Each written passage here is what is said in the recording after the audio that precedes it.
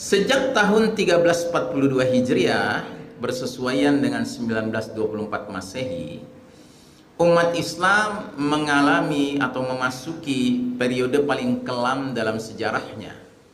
Periode yang disebut oleh Nabi SAW sebagai kepemimpinan mulkan jabariyatan, para penguasa yang memaksakan kehendak mereka, mengabaikan kehendak Allah dan Rasulnya.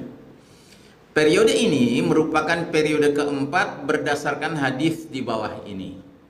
Jadi Nabi pernah menjelaskan hadis yang di tempat ini juga pernah saya jelaskan hadis ini. Kalau ibu-ibu dulu nggak ngantuk dan sekarang nggak lupa, ya.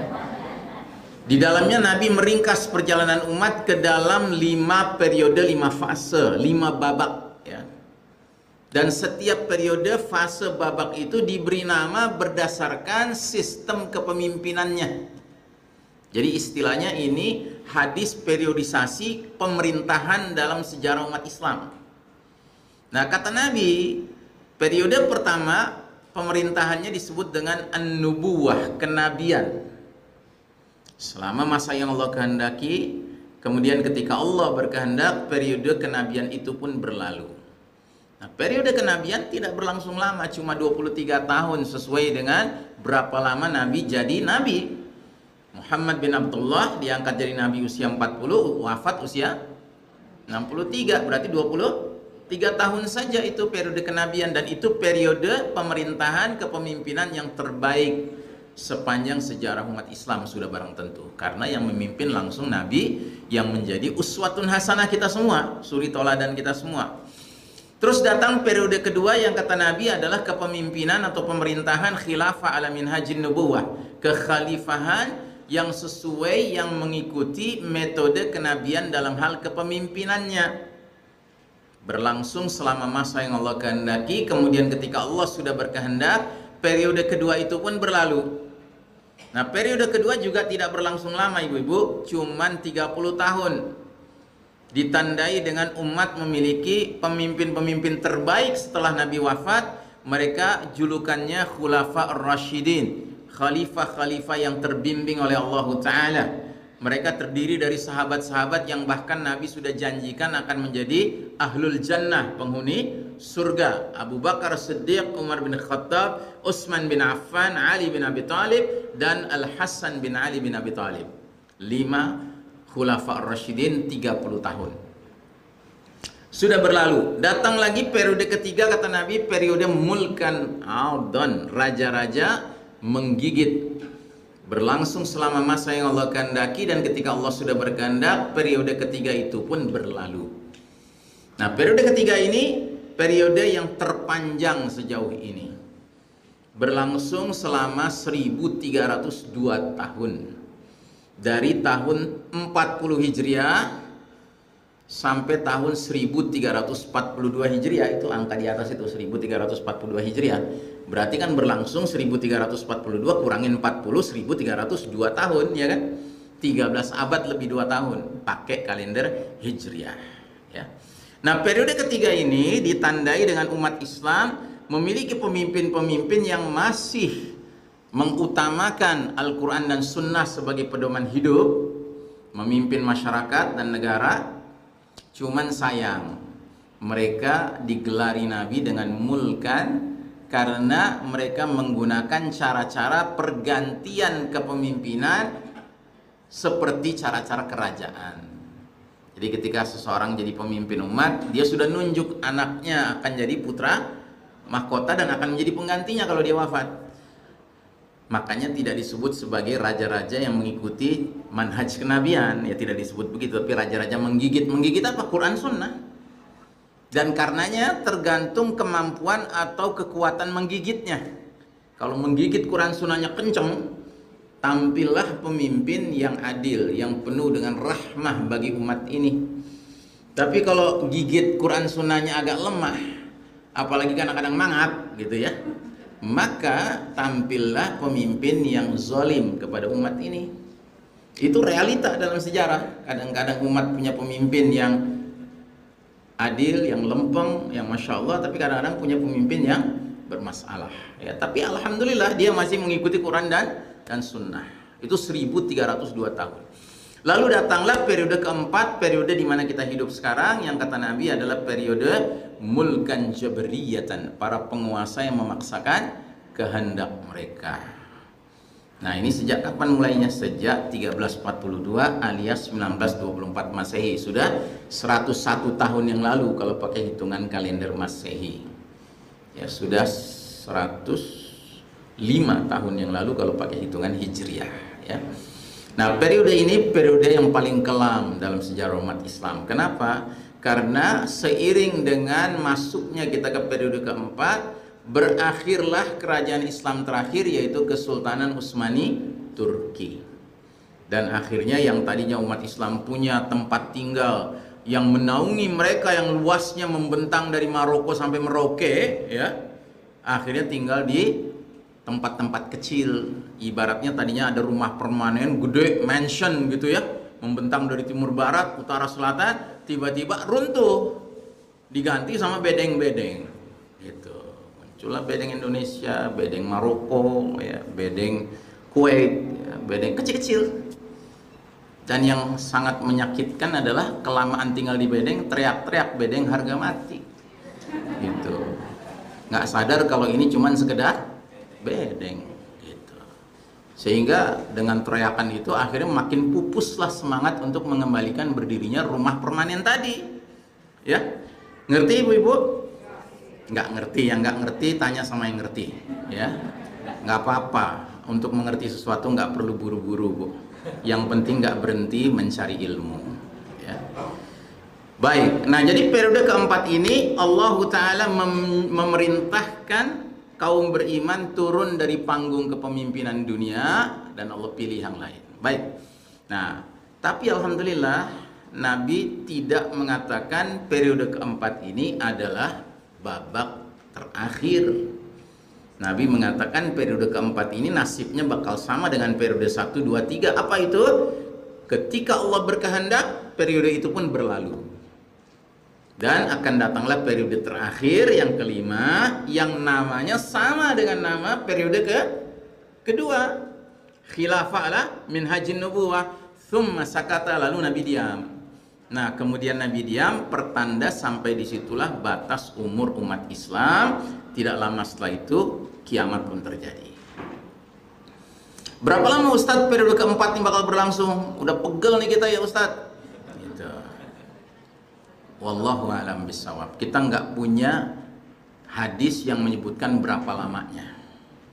Tapi kita punya hadis-hadis yang mengisyaratkan tanda-tanda akan berakhirnya periode keempat. Gitu ya. Oke. Bersamaan dengan itu umat Islam meninggalkan periode ketiga yang disebut Nabi SAW sebagai kepemimpinan Mulkan Adhan, para raja yang menggigit. Hal itu ditandai dengan runtuhnya kekhalifahan terakhir, yaitu Kesultanan Utsmani Turki. Sejak saat itu umat Islam tidak lagi memiliki sistem bermasyarakat dan bernegara tunggal yang menjadi tempat bernaung seluruh kaum beriman. Masya Allah ya ibu-ibu, kalau tahu zaman dulu umat Islam itu punya rumah tunggal yang menaungi seluruh kaum beriman, kita itu pergi-pergi nggak ada ceritanya minta visa, beli visa, nggak ada ya. Paspornya namanya 2 kalimat syahadat, itu paspornya ya. Tahu saudara muslim, udah silakan ahlan wa sahlan ke negeri kami, karena apa, negeri kita semua bersama, negeri kita rame-rame gitu.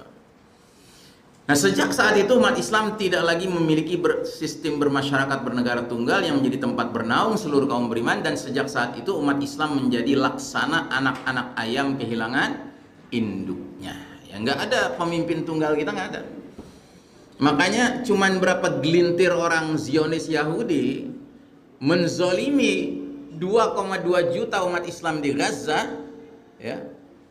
Umat Islam 2 miliar sedunia ini seperti nggak bisa berbuat apa-apa ya, karena tidak ada pemimpin yang menata kesatuan langkah, kesatuan perjuangan, nggak ada.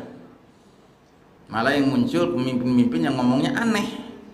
Misalnya, demi perdamaian Palestina kita harus jamin keamanan Israel, misalnya gitu ya kan. Siapa itu?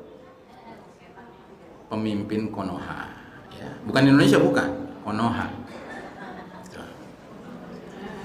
Dan sejak saat itu Allah Ta'ala mencabut posisi umat Islam sebagai pemimpin umat manusia. Allah Ta'ala takdirkan umat Islam turun dari panggung kepemimpinan dunia untuk digantikan perannya oleh umat lainnya. Jadi kita dulu bukan sekedar jadi pemimpin umat Islam, tidak, kita pemimpin umat manusia.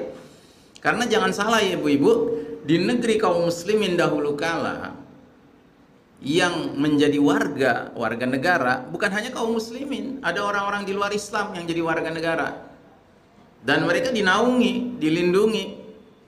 Nah, setelah umat Islam turun dari panggung kepemimpinan dunia ini, Allah mengganti peran itu oleh umat lain. Dengan dihapusnya tatanan khilafah Islamiyah, maka umat manusia tidak lagi dipimpin oleh kaum beriman dengan pedoman kitabullah Al-Quran dan As-Sunnah An-Nabawiyah. Umat manusia tidak lagi hidup di bawah naungan sistem yang berlandaskan iman tauhid. Sejak saat itu Allah Ta'ala memberlakukan sunnatut tadawul atau sunnah pergiliran. Maaf saya tidak tulis ayatnya, tolong ibu-ibu catat sendiri. Ali Imran 140. Saya ulangi, Ali Imran 140. Apa kata Allah di dalam ayat itu? Watilkal ayyamu nudawiluha bainan nas. Dan demikianlah hari demi hari masa kejayaan dan keruntuhan suatu umat kami pergilirkan. Dan demikianlah hari demi hari masa kemenangan dan kekalahan umat kami pergilirkan. Dan ini sunnatut tadawul ini, sunnah Allah, sunnah pergiliran ini berlaku tanpa kecuali, termasuk umat Islam, kaum beriman juga kena aturan ini. Jadi jangan karena kita ini mengaku kaum beriman, lalu kita menuntut kepada Allah di muka bumi, di dunia fana ini kita harus menang terus. Nggak begitu jalan ceritanya. Jalan ceritanya siapapun tanpa kecuali ada masa-masa berjaya, ada masa-masa mengalami keruntuhan. Ada masa-masa menang, ada masa-masa kalah. Ya sama aja, secara pribadi juga begitu. Ada saat-saatnya kita sehat, ada saatnya kita sakit. Ada saatnya kita untung, ada saatnya kita rugi. Ada saatnya kita bergembira ria, ada saatnya kita sedih, berduka. Itulah hidup di dunia. Nah, jadi Allah setelah 1342 tahun mengizinkan umat ini berjaya, memimpin, kemudian Allah katakan, sudah cukup jadwal kamu, sekarang ganti giliran yang lain. Boleh Allah bikin begitu? Ya hak Allah. Allah itu Al-Jabbar yang maha memaksakan kehendak. Kalau Allah sudah berkehendak, nggak ada yang bisa menghalangi. Nah, masa kejayaan umat Islam memimpin dunia yang telah berjalan 1342 tahun Hijriah berakhir.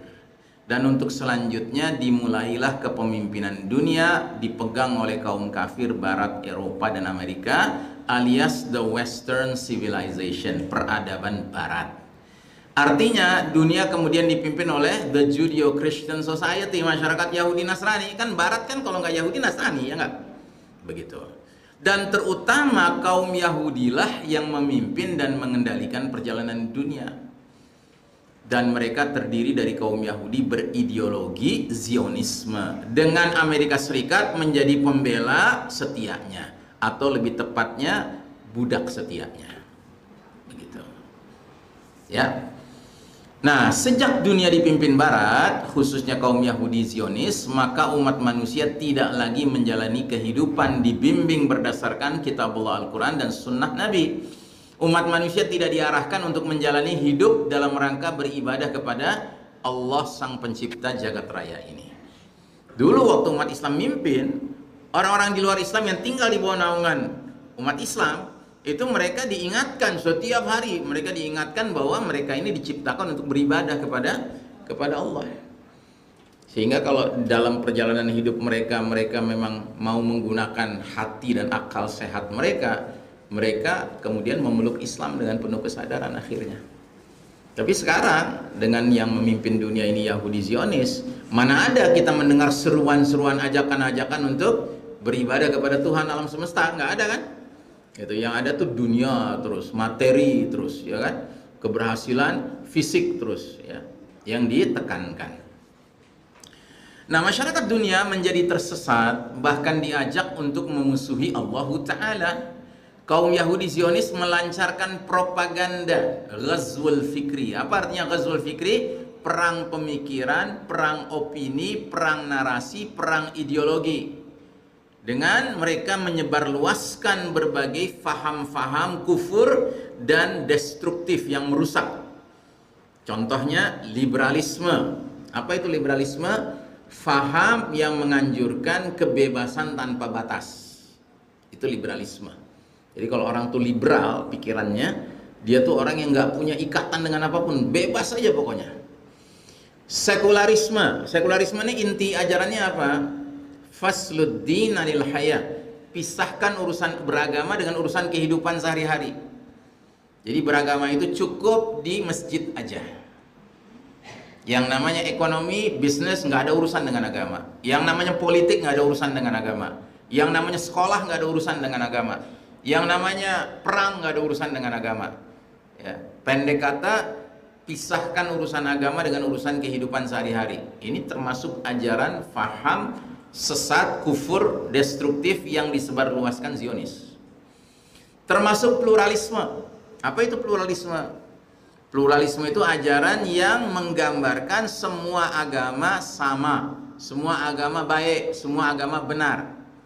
Ya. Masalah nggak pluralisme ini? Masalah nggak? Masalah. Karena kita nggak temukan firman Allah maupun sabda Nabi yang mengatakan semua agama baik, semua agama sama, semua agama benar. Bahkan yang kita temukan adalah Allah tegaskan Islam ini, agama Allah ini disebut dinul haq, agama yang benar. Ya, bukan yang paling benar ya Bu, yang benar. Kalau ibu mengatakan Islam agama paling benar, salah. Karena itu berarti ibu mengakui agama lain juga benar, cuma kurang benar. Allah nggak pernah bilang Islam agama paling benar. Allah bilang Islam agama yang benar. Kalau Islam agama yang benar, agama lain apa? Salah. Allah menghendaki kita punya keyakinan seperti itu. Tapi tidak menghendaki kita jalan di tengah manusia yang aneka ragam keyakinan dan agama lalu membusungkan dada. Emang siapa lo? Gitu. Kenapa? Karena yang benar, nggak ada salah, cacat, kekurangannya, ketidaksempurnaannya, itu cuman agama Allah. Kita bukan agama, kita penganut agama. Penganut agama itu manusia, kadang bisa benar, kadang bisa salah. Tapi kita yakin Islam ini nggak ada tandingannya. Begitu, jelas ya? Makanya supaya kita ikut mendekati kesempurnaan, berpegang teguhlah pada Islam. Ya, jadi tolong bedakan Islam dan umat Islam. Kalau Islam itu sempurna, kalau umat Islam banyak ketidaksempurnaannya. Ya. Ateisme, apa ajaran ateisme? Ajaran tidak percaya adanya Tuhan. Bahkan sekarang ini ada juga di Barat namanya ajaran agnostik. Agnostik itu agama yang meyakini Tuhan ada boleh, Tuhan nggak ada juga boleh. Gitu. Jadi suka-suka aja. Kapitalisme, apa ajaran kapitalisme ini? Intinya dari kata kapital. Kapital artinya modal. Jadi orang yang berkuasa, orang yang gede modal biaya dananya. Ya. Makanya di dalam sebuah masyarakat yang memakai sistem kapitalisme, pada hakikatnya yang berkuasa siapa? Para taipan, para pengusaha kaya raya. Mereka yang ngatur presiden, yang ngatur ya pemimpin. Ya. Dan itu dirasakan sekali dulu oleh masyarakat Konoha. Ya. Nggak tahu sekarang udah selesai belum tuh jejak-jejaknya, bekas-bekasnya. Tapi lagi-lagi di Konoha ya, bukan di Indonesia. Terus komunisme. Nah, komunisme itu apa ajarannya? Ajarannya sama rata sama rasa. Artinya tidak ada orang boleh kaya sendiri, tidak ada orang boleh miskin sendiri. Semua sama rata sama rasa. Padahal bohong. Ujung-ujungnya penguasanya tetap kaya sendiri. Kemudian hedonisme. Apa hedonisme? Ajaran di mana syahwat, hawa nafsu menjadi tujuan hidup. Nah, ini ajaran ini sangat laris di kalangan generasi muda. Karena apa? Hidup untuk senang-senang aja. Ya, menyalurkan syahwat aja. Nggak peduli halal haram. Terus nasionalisme. Loh, Ustaz, nasionalisme. Ajaran Zionis juga. Iya. Apa dasarnya? Dasarnya catat, Bu. Al-Hujurat ayat 13. Al-Hujurat surat berapa? Surat ke-49. Ya. Tadi mic ibu-ibu di mana? Di mana? Ibu ya, oke. Itu ibu yang sekarang megang mic, udah ketemu ayatnya bu? Udah ketemu ayatnya? Belum? Nah ini ibu ini kayaknya udah ketemu ayatnya nih bu. Cekatan gitu kayaknya nyarinya. Yang udah ketemu ayatnya tolong baca terjemahnya bu. Bismillahirrahmanirrahim. Wahai manusia, sungguh kami telah menciptakan kamu dari seorang laki-laki dan seorang perempuan. Kemudian kami jadikan kamu berbangsa-bangsa dan bersuku-suku agar kamu saling mengenal. Sungguh yang paling mulia di antara kamu di sisi Allah ialah orang yang paling bertakwa. Sungguh Allah Maha Mengetahui, Maha Teliti. Ya. Ya ayuhan nas, hai manusia sekalian, apa tadi? Inna khalaqnakum min dzakarin wa untha. Kami menciptakan kalian dari seorang laki-laki dan perempuan, Adam dan Hawa, ayahanda ibunda kita.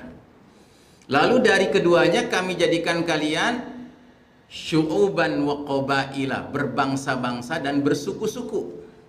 Ya turun temurun terus mencar ya kan, jadi berbangsa-bangsa bersuku-suku. Ya. Li ta'arafu, agar saling kenal mengenal. Dengan kita saling mengenal beda bangsa, beda suku, kita jadi tahu oh ini budayanya gini, oh sifatnya gini, oh makanannya ini gitu kan, kita tahu kan perbedaan. Sesungguhnya inna akramakum indallahi atqakum, sesungguhnya orang yang paling mulia di antara kalian di sisi Allah adalah yang paling Indonesia.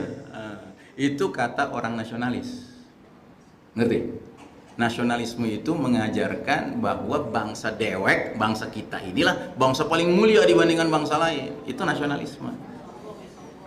Iya sombong. Itu skala bangsa, skala suku juga gitu. Orang mana lo? Orang Sunda. Ya Sunda. Nggak level sama Batak. Sana. Gitu. Gue Batak gue. Gitu. Jadi ada yang levelnya bangsa, kebangsaan, ada yang levelnya suku, kesukuan. Sukuisme. Itu ajaran Zionis. Untuk apa? Untuk memecah belah umat ini. Ya, kan sekarang kita jadi ribut. Muslim Nusantara ribut sama Muslim Arab. Oh, gitu, ya kan? Terus dipanas-panasin gitu supaya bermusuhan. Ya, konyol. Mau sih. Gitu. Nah, jadi nasionalisme ini bahaya. Dan gara-gara nasionalisme inilah orang diajak untuk nyumbang buat Gaza, bilangnya apa? Boro-boro yang deket juga banyak masalah, gitu ya kan? Nggak merasa, negara orang, udah biar aja mereka ribut. Yang penting negara kita beres, gitu ya kan? Itu gara-gara nasionalisme. Dan demokrasi. Nah, demokrasi masalahnya di mana? Dari namanya. Demokrasi itu ibu-ibu berasal dari dua kata bahasa Latin, demos dan kratus. Demos artinya rakyat, kratus artinya kekuasaan, kedaulatan. Pernah dengar istilah kedaulatan di tangan rakyat? Pernah? Nah, kalau dalam Islam kedaulatan di tangan Allah Subhanahu wa Ta'ala. Yang maha berkuasa itu Allah. Kalau yang berkuasa itu rakyat, akhirnya nanti berlaku aturan yang namanya the majority rules, yang mayoritaslah yang berhak memimpin. Dan kalau yang mayoritas doyan korupsi, akhirnya korupsi menjadi sesuatu yang semarak. Nggak ada yang mau memberantas. Kenapa? Karena semua terlibat dalam korupsi. Kan itu rahasianya kenapa korupsi di Konoha kan awet. Ya. Iya. Karena rame yang doyan dengan korupsi itu. Bahkan termasuk yang mestinya melakukan voting untuk memberantas atau tidak memberantas korupsi, yang mau votingnya doyan korupsi semua. Ya kan? Bagaimana mungkin bisa dihapuskan? Makanya demokrasi ini dengan prinsip majority rules, yang mayoritas yang berkuasa, ini ajaran setan. Karena apa? Karena kalau maksiat rame ya sudah kita dukung maksiat. Kalau dalam Islam mau sepi mau rame pendukung satu pendapat, kalau dia benar dari Allah harus didukung. Dia tetap benar sekalipun sedikit yang mendukungnya. Jelas? Ya, ini harus jadi prinsip hidup kita. Jangan kita prinsip hidupnya kayak imma'ah, kata Nabi. La takun imma'ah. Jangan kalian menjadi orang imma'ah. Jika orang berbuat baik, kalian berbuat baik. Jika orang berbuat jahat, kalian ikut berbuat jahat. Tapi jadilah orang-orang yang memegang pendirian, kata Nabi. Jika orang berbuat baik, kalian berbuat baik. Jika orang berbuat jahat, kalian tidak terlibat dengan kejahatan mereka. Begitu ya. Baik. Di bawah hegemoni kepemimpinan kaum Yahudi Zionis, semakin jelaslah betapa dunia memang sedang berada di periode keempat era mulkan jabriyatan, sebagaimana yang Nabi Muhammad SAW telah nubuahkan, prediksikan. Sebagian besar negara di dunia, baik dunia barat, dunia Arab maupun dunia Islam, dipimpin para penguasa yang memaksakan kehendak mereka dan mengabaikan kehendak Allah dan Rasulnya.